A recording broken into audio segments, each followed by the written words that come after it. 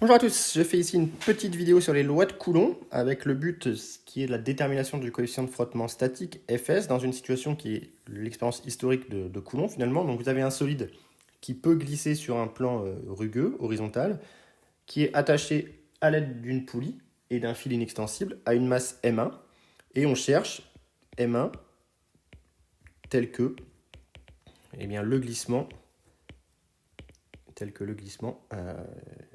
apparaissent, tel que le solide M se mette à glisser. Donc ici, on va partir d'une situation de non-glissement. On va partir de l'hypothèse de non-glissement. Et on va pouvoir en déduire la loi de Coulomb, utiliser la loi de Coulomb correspondante. La loi de Coulomb, c'est que la norme de T doit être inférieure ou égale, égale c'est le cas limite, à Fs fois la norme de N.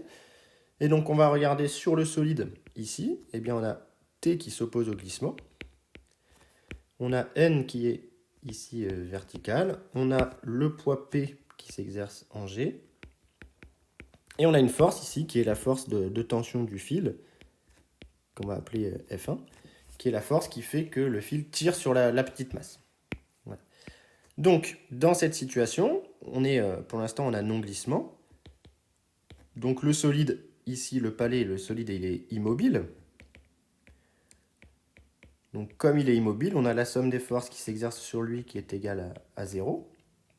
Et donc on se retrouve avec P plus T plus N plus ici la force de traction, ici F qui est égale à 0. Et donc par projection, ici c'est assez facile, on a deux forces verticales, donc on se retrouve avec P égale N en norme, et on se retrouve avec F égale T en norme. Donc la loi de Coulomb, maintenant, on a non-glissement,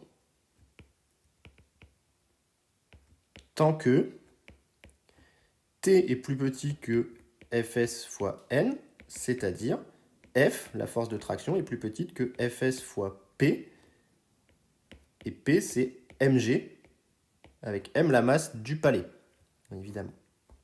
Maintenant, il reste à déterminer cette force F, qu'on ne connaît pas pour l'instant.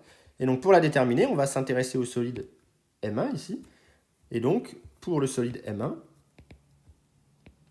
de masse petit m1, et bien lui, il est soumis à son poids que je vais appeler P1, et à une force de traction également, que je vais appeler F2, ici.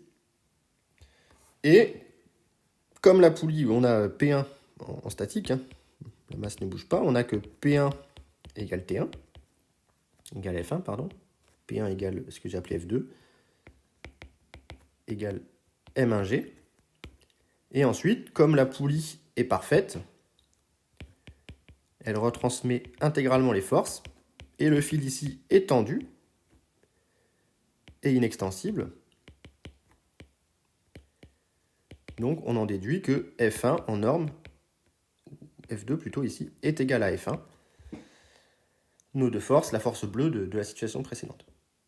Ici c'était pas F, c'était F1, vous avez compris je pense. Donc bilan, on en déduit que F1 égale F2 égale M1G. Et donc la condition de Coulomb, que je vais appeler C ici, me donne que M1G doit être plus petit que Fs Mg. Donc finalement, on a non-glissement tant que les petites masses qu'on suspend à l'extrémité gauche sont plus petits que Fs fois M. Et au début de glissement, en début de glissement, on a M1 qui est égal à Fs fois M, et donc ça permet de déterminer Fs qui est égal à M1 sur M. Donc voilà pour l'expérience historique de Coulomb, un cas assez simple, encore une situation dans laquelle on part d'un non-glissement pour ensuite arriver à l'hypothèse de fin de non-glissement, c'est-à-dire début de glissement. Donc j'espère que cette vidéo vous a plu. S'il y a des questions, n'hésitez pas à le mettre en commentaire, j'y répondrai avec plaisir.